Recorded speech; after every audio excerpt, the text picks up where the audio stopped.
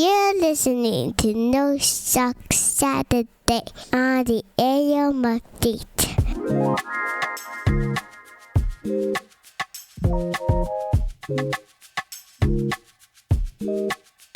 Back for another edition of No Suck Saturday. I'm Aaron. She is Bella. How are you? I'm doing pretty good. How are you? Back with another... I'm doing well, thank you. Back with another 5 stories we think do not suck objectively. We'll be continuing on our study in the book by C.S. Lewis, Mere Christianity. I didn't say book that time. That's good. Proud of you. But first, 5 stories we think objectively don't suck. Now, this story is not new, but it's new to me. It's new to me. I just read this story this week. It's a real-life Taken redux. You familiar with the Liam Neeson movie Taken? Oh, absolutely. Well, a father managed to defy all the odds by rescuing his kidnapped daughter following a real-life Taken situation. For those unaware, of course, Taken is that series is one of the most loved action thrillers to have ever been released. Wasn't it the one where Liam Neeson said, I have a very particular set of skills? Yeah. The star of the show, of course, Liam Neeson, who plays Brian Mills, a former government operative trying to reconnect with his daughter, Kim. However, his worst fear becomes a reality as human traffickers abduct his daughter, meaning Brian must carry out every single thing he learned back in the Black Ops to rescue her. Well, the harrowing plot turned into a reality for a California man whose daughter went on a bike ride one afternoon and did not return. Bryce Weiner was living in a quiet neighborhood where moments of crime are very much far and few between. In August, this was back in 2010, in August of 2010, Weiner's daughter, 14-year-old daughter, was manipulated by an individual crossing the Mexican border. The kidnapper also revoked all of the teen's access to cell devices, essentially meaning she was unable to contact anyone. She eventually ended up 3,000 miles away from home, was kept in a place where she couldn't go outside, and had no money. During her time in captivity, Weiner's daughter was beaten and psychologically abused in harrowing circumstances. Of course, authorities were not much of a help either. Rather than treating the incident as a kidnapping, local authorities dubbed it as an endangered runaway. 3 years went by with no answers forthcoming for Weiner, so he eventually decided to take matters into his own hands by driving 5,000 miles from Los Angeles to Coyotepec, Mexico. The journey took a whopping 31 hours, with Weiner pretending to be a deaf beggar in order to deter attention. While all this was going on, the man's daughter managed to escape in the middle of the night, but she had no knowledge her father was in Mexico. As a result, the teen remarkably ran barefoot to the U.S. Embassy, where she was finally reunited with Weiner after 3 traumatic years. So this is not a new story, but that's the first time that I'd ever heard or seen that story. And there have been a few people that that really didn't happen. But from what I can see, this guy is still active on social media, and he's got this story pinned to the top of his profile. So I thought that was an incredible story, especially in light of Father's Day. I just realized as I was talking, Father's Day is on Sunday. Yeah, man, I feel bad. I didn't pick any Father's Day stories. Neither did I until I realized that I had right now. Oh, well. Happy Father's Day. Indeed. What's your first story? Okay, my first one is, so I saw this on Instagram a while back. Amy, a former pediatric oncology social worker, has created a nonprofit called A Doll Like Me, which creates custom dolls that reflect the unique physical traits of children with disabilities and medical conditions. Oh, that's really cool. Oh my gosh. But actually, both of my stories today made me cry for different reasons. This one was just really, really sweet. Oh. So while she was working in the pediatric oncology world, she noticed that there was a huge disconnect between the mainstream dolls that were available for sale and the children she worked with. And we all know children like seeing dolls that look like them. I mean, you think back on it. That's why American Girl dolls were so popular, that My Twin dolls, there's a reason. And so for these kids to not have anything that looks like them, it makes them feel different. It makes them feel other. And so that's why she decided to create this company. And so I was digging around on her website, and the families don't pay for these dolls. People donate money. Oh, wow. And all the families have to do is reach out to her. I think through her Facebook page is what it looked like. But yeah, they send in a picture of their kid, and some of the pictures were so sweet. There were kids that had missing arms, some that had facial malformations. I even saw some that had ventilator tubes, some that had hearing aids, different things like that. And the pictures were just so sweet. And when she was asked why she did this, she said, "These dolls are a way to say you are perfect just the way you are, and every child deserves to hear that." That is super cool. Yeah. What a very great, neat. What a great, not business, but really mission. Oh, it really is. Yes. And so if you'd like to donate, you can go to their website, adollikeme.com. Very cool. Thank you for that. Next, this is going to be me in 30 years. Ooh, Just I'm excited. As a heads up, a man was caught on a Ring doorbell visiting his neighbors to surprise them with a tasty treat. Listen to this. This is going to be me in 30 years, okay? All right. Hi, Jay. Here's a little treat for you. All right, on. You just make them, or Just made them yesterday. All right, on. So this guy just had a handful of smoked sausages and brought him over his neighbor for a treat. Listen to what he says. Just made them yesterday. All right, on. Just got them out of the smoker today. Cool. Yeah, by God, it's got a little cheese to it.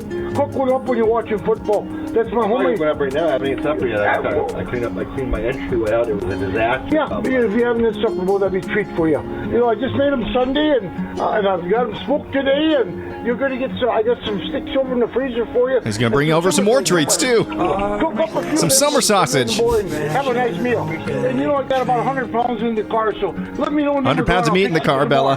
My gosh, that's your dream. Beautiful neighbor. God bless you. Just went over with a handful of freshly smoked sausage for his neighbor just to thank him for being a cool neighbor. Hopefully that's me. Although I don't think I'm that nice. No, I would probably have to encourage you Probably. to go and share the meat with the world.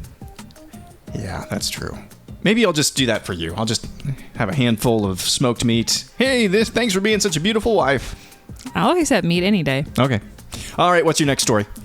All right, my next story. So I told you, both my stories made me cry. Yeah. But this one really made me cry because my sister sent it to me with zero caption. It just said, prepare to cry. And she was not wrong. So we'll play an interview clip that comes courtesy of WTOL in Toledo, Ohio. But this is a story about a nonprofit volunteer sanctuary that gives senior dogs a place to live out their final years in a safe, healthy place. At Dirty Paws Agape Haven in southern Michigan, Tom Papas is living out his dream. So this was a new area we built. It's all about getting areas for dogs. On 19 acres of land in Ottawa Lake, his family's home is also home to more than 20 senior dogs living out their glory days. Molly spends her life outside. She'll be the first to greet you. So she's got to be 13 or 14 by now. Papa's networks with dog shelters across the Midwest, adopting their oldest residents, giving them a place to spend their final years. Every time they have like a senior dog that's not getting adopted, they say, do you have room? The idea first came to him in 2017 after adopting senior Chihuahua Walter. He is 14 maybe. 3 years later, Dirty Paws took off. So like you have the idea like I'm going to save old dogs so they don't get euthanized and they're not abused. Well, I can do better than that. Right. But what happens is you get them and it's like, how can I make up for 12 years of them being abused? Across his property, different lots for different dogs, grassy fields for bigger seniors to run around. Everyone can't be out in the same area at the same time. So we built this pretty recently. Fully finished indoor spaces for them to relax. So this is their living room. The cabin, as Papa's calls it for his smaller oldies. You can't help but smile at the cabin. And in the back, a memory garden for the ones he's lost along the way. It's like a love and a loss, but it's a victory. Because if they weren't here, they'd be dead on the street, euthanized, or in some home being abused. So it's easy for us to take the loss when it's such a victory for them. To Papa's, this isn't work. Every dog I want to see every day, look them in the eye. You're loved, you're here. And it's certainly not his career. Papa's is a cardiologist. It's the same thing you'd want for your 90-year-old grandfather. Dignity, love, passing on with their friends. While Papa's is making their lives more comfortable, his dogs are giving him a new perspective on his. Whatever time it is, it's good time, because that's what we're going to take. Each day a gift. Each day you wake up and think, okay, I'm here. How cool is that? Makes me cry every time. Yeah, that is so very cool. Very humane as well. Yes. I didn't get the picture that he was an over-the-top dogs are humans. I mean, there was a couple of analogies that he gave there, but just seemingly a genuine care and stewardship for creation. That's very cool. Yeah. Well, this is not necessarily good news. I just thought this was funny. This woman posted this video on TikTok, or maybe it's Instagram, I'm not sure. I think it's TikTok. And she can't decide what accent she actually has, but there's a very good reason for that. It has been brought to my attention that people don't understand what my real accent is. They're like, which one is it? And you know what, yeah? I don't know. English is not my first language, so I don't have to be loyal to a certain accent in it. But guess what? I learned English at the age of 15. My first English teacher, he was Indian. A little bit of Indian accent. Coming, not coming. Too much. My next English teacher, Arabic. My best friend at the time, Lebanese. And me, I like the Lebanese accent كتير حلو بس يعني it's not always coming out. And then my next group of friends, Nigerian. What's the meaning of all this? I don't know. And of course, I have my Slavic accent. Sometimes little bit much, sometimes little bit less, you know? Oh, and the American one? Don't even ask me where the American one is coming from. That just happened. Blame YouTube and Eminem, because that's how I learn English. I don't have an accent. I don't have to stick to one. And I have ADHD. Do you believe her, or is she just a good actress? Good actress. Yeah, that's what I impressive, thought too. Nevertheless. I thought that was interesting at the very least. Absolutely. When we come back for our study in Mere Christianity, that is, we're in Book 3. I did it again. Book 3. Social Morality is the name of the chapter. We'll be talking about that next.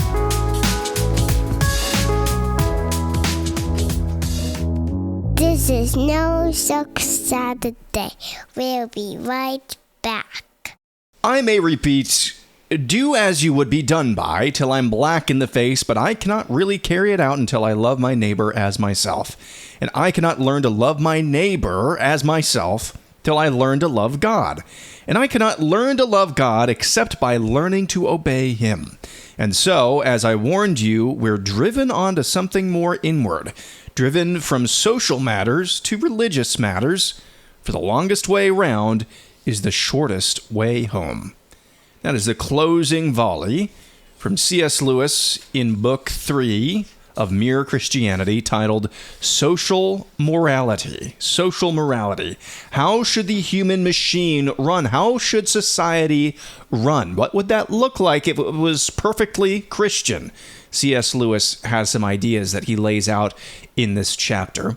Let's start with this question. In what way is the church responsible to create a Christian society? Well, C.S. Lewis bemoans those who say, during his time, that we should be getting our cues from Christian leaders. When they say that the church should give us a lead, C.S. Lewis writes, they ought to mean that some Christian, those who happen to have the right talents, should be economists and statesmen, and that all economists and statesmen should be Christians, and that their whole efforts in politics and economics should be directed to putting do as you would be done by, which he describes as the New Testament golden rule. All of these people should be directed to putting the golden rule into action.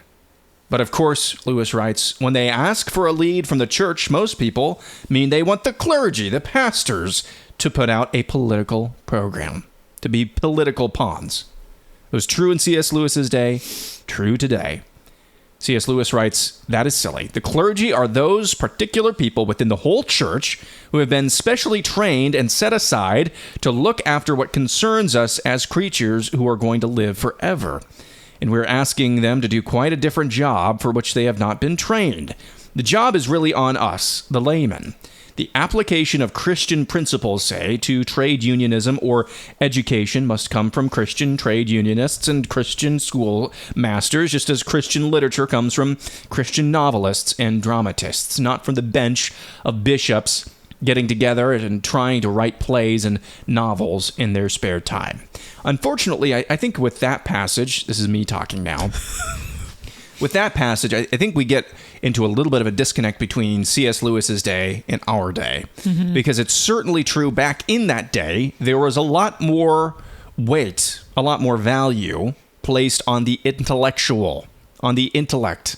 And we just got done talking about that. I don't know if you remember a couple weeks ago with, God wants us all to think. He does not. He knows that some of us don't have very good brains, but he wants effort to think. Yeah. I'm just paraphrasing him. Yeah, no, it's very good. He's living in a context in which the intellectual pursuit, even amongst the laymen, was so much more valued than it is today. And especially, I think that was especially true over in Europe, where he was.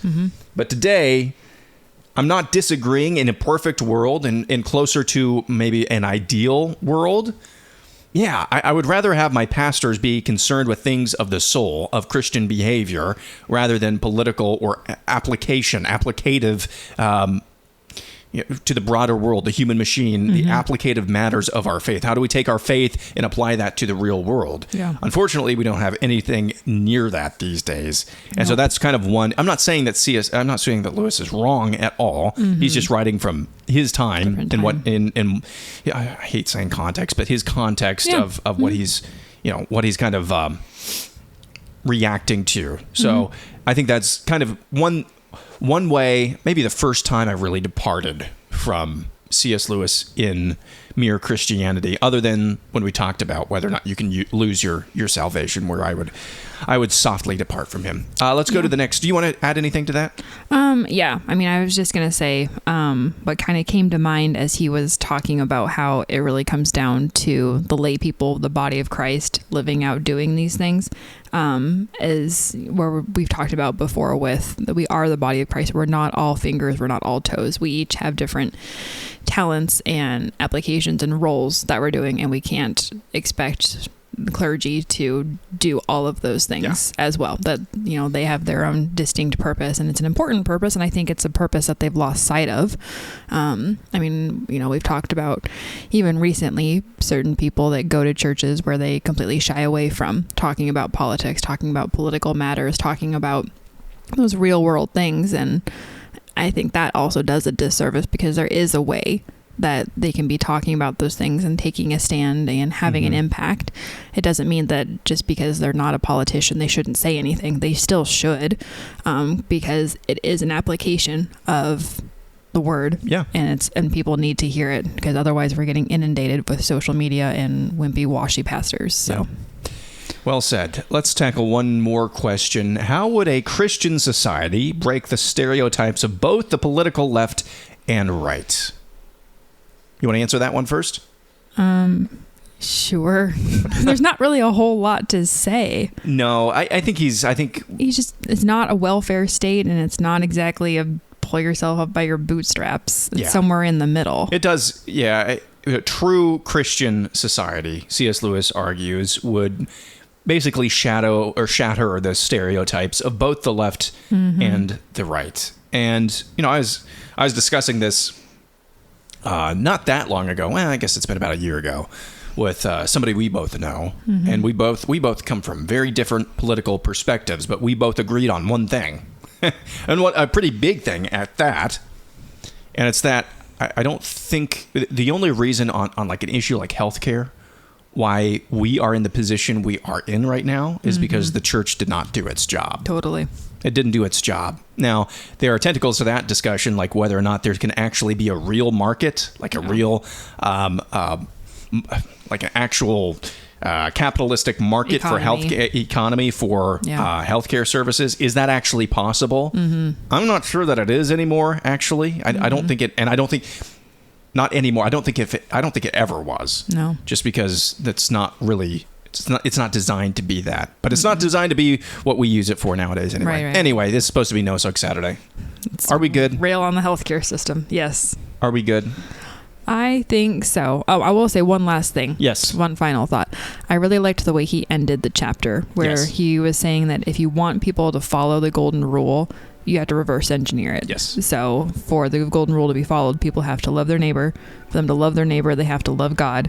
In order to love God, they must obey him. Like in the end, that's what everything boils back down to, is whether or not we're obeying God. Yeah, that is a great note to end it on. When we come back, we'll have our highlight of the week as well as our question of the week next.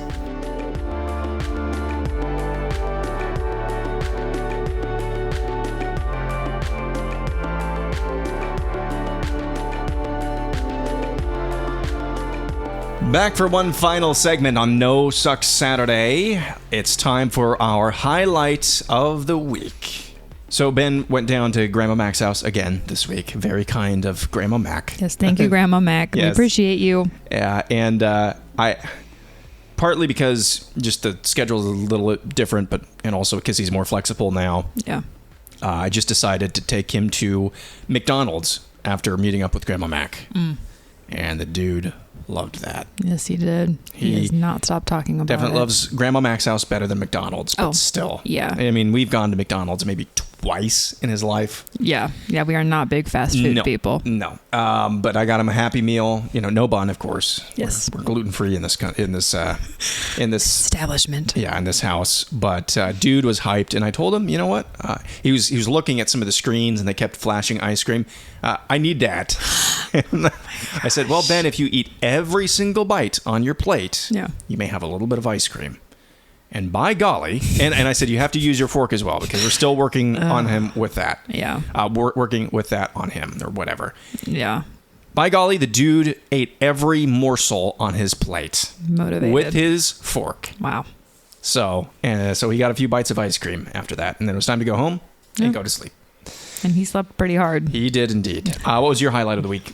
My highlight of the week, besides technically it's being outside and we've gone for lots of walks. I'm sick to death of that being my highlight though, because that's what it's been for the last 2 months. But coming out of the winter, yes, any Midwestern winter, it's understandable. It's what we do. So besides that, the other highlight of my week is there is a movie that you'd been talking about for a while, and you'd kind of described it, and it I could tell you were into this movie. Okay, yeah. The way you talked about it, it didn't really sound like it was going to interest me. I just was like, I don't know about this topic. It doesn't really seem like something really up my alley.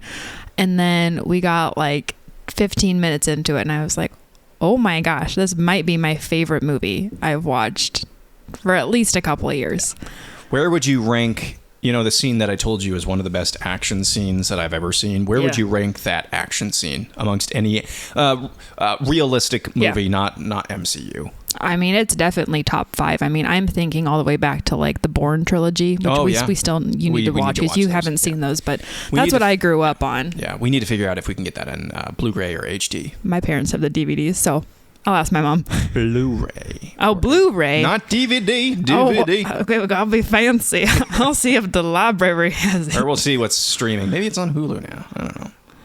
The movie that we're talking about is... Did you not want to say it? Oh, no, I can. Okay. Yeah. It's Sicario. Yeah. With Benicio del Toro, Emily Blunt, Josh Brolin. Yeah. The dude from Get Out. Daniel something. Yeah. Jeffrey Donovan. Oh, yeah, that's right. From Burn Notice.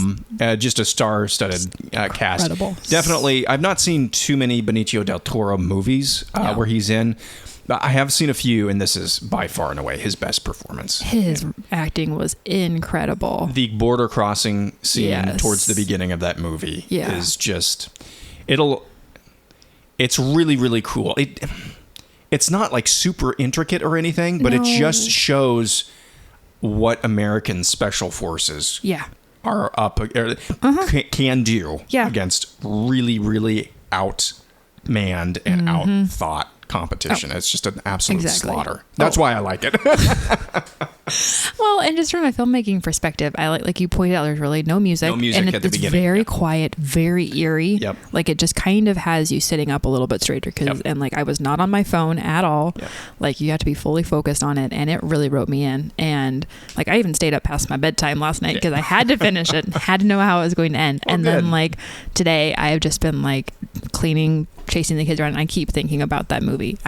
It stuck with me just because it was so good. I mean, I thought Josh Brolin was great as Thanos, obviously, but just seeing him in this role, I think he was one of the standouts. I really do. Yeah, and I didn't see that coming. No. Going into this, I knew he was in it because I'd seen a few clips here and there from this. It's not really a franchise. There's a couple of Sicario movies, but I didn't really see that coming. I'd only seen him as Thanos. And then honestly, Cable and Deadpool. That's right. And Thanos is such a titular character that it runs the risk of anytime you see whoever voices him or hear whoever voices him, all you can get in your head as, oh, that's Thanos. But that's not really true with Josh Brolin. No, this character is I wasn't such a thinking about departure. Thanos. Yeah, I wasn't thinking about Thanos at all throughout that movie. No, it was very, very good. Well, I'm glad you really enjoyed that that movie. All right, it's time for our question of the week. All right. Well, staying on the media theme, I guess. What book besides the Bible has had the biggest impact on you? Oh, that's a good question. Well, for me... Yeah, go first. I'll go. It was Perks of Being a Wallflower.